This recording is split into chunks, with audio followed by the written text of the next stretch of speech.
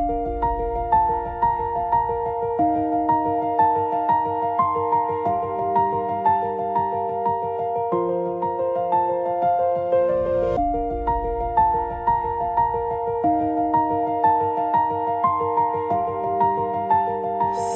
my nuclear family, we are just 3 girls, an older sister, I'm the middle one, and then our last born.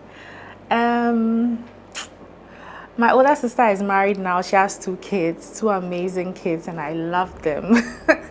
They are my favorites. I hug them after a bad day. Like after a bad day, I just go, I'm like, Aurora, come, just give me a hug, and I feel very good. I feel very, very good, and it's just a beautiful feeling. And I've seen my sister grow into a woman and a mother and a wife, very nurturing and very protective. My older sister is very protective.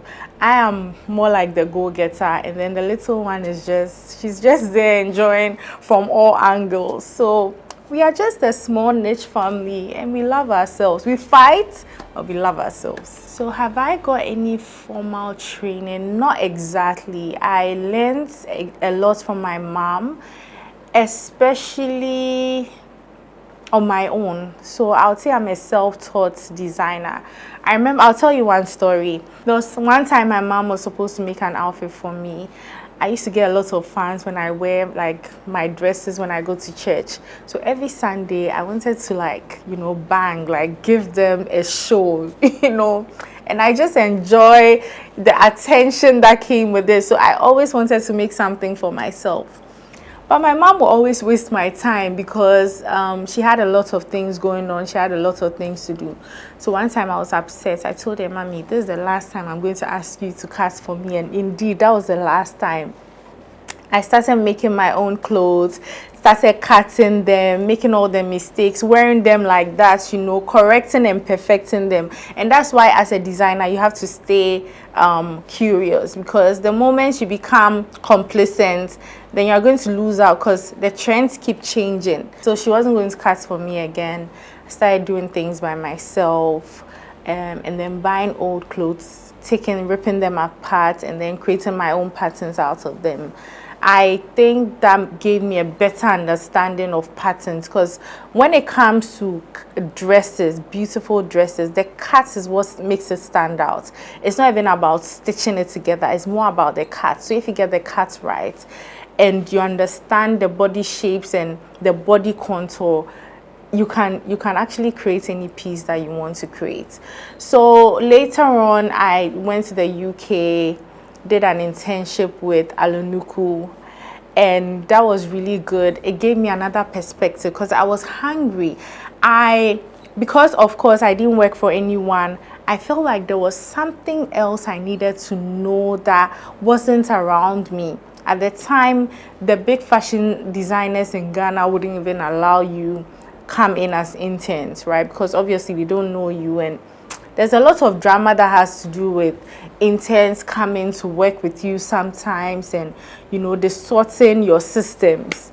I don't want to go into that, but I felt like I needed to be in another environment to learn something. So I wrote to them and they accepted me. I came in for like 2 months, went back to back, studied what I needed to give me a better perspective about bespoke dresses and what luxury brands actually mean.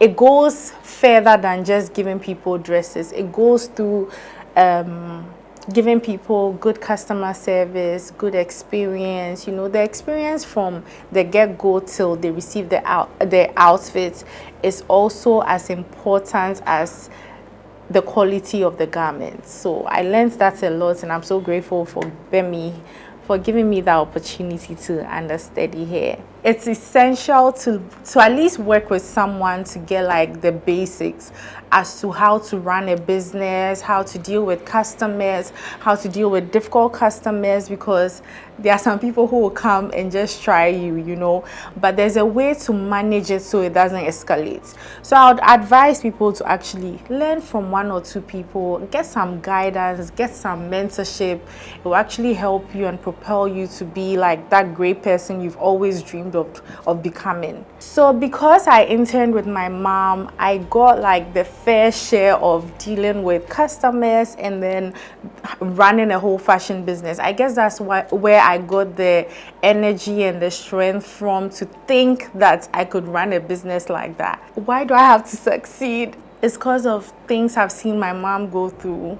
That's really where like the energy comes from. When I see how she's tired but she's still going, and she's a single mother trying to figure it all out, you know, sometimes it's not easy emotionally.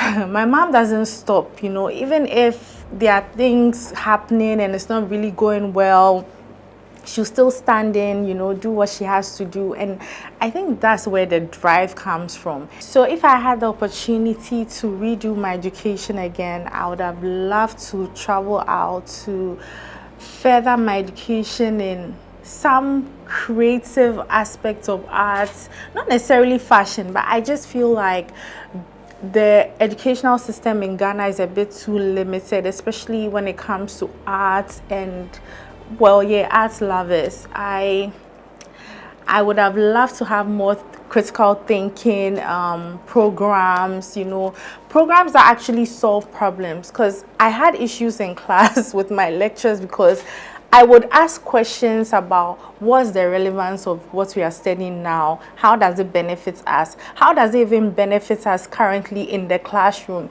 and you realize that they don't even have answers for me, and once they don't have answers, you become a target, you know.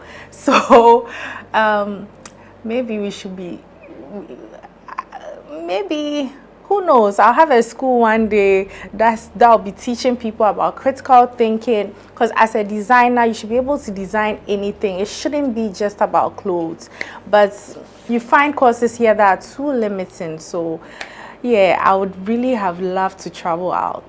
Two moments I can't forget. One would be when I rented a place for a while, right, and I needed to extend my lease. My landlady said no, and I honestly thought that I didn't understand why my landlady should say no, but in the long run, I realized that it was redirection into better things. And now I have a bigger production. If she didn't push me that much, I wouldn't have thought about, you know what, let me do this, let me do that, let me find the money, let me put these things together. So that's one thing that God came through for me, and it's really increased my faith. And yeah, I am so grateful because not a lot of people have the opportunity I have, and I'm so grateful for that. The second one will be a sad moment. I feel like I give my all when it comes to what I do, but there are some misconceptions out there that are quite scary and that are quite discouraging, especially for first timers and maybe someone who doesn't even know me. It wouldn't be like very good to the ear when you hear. So that's a couple of things happened, and I'll put that one in that group and say it was a very sad moment in my life.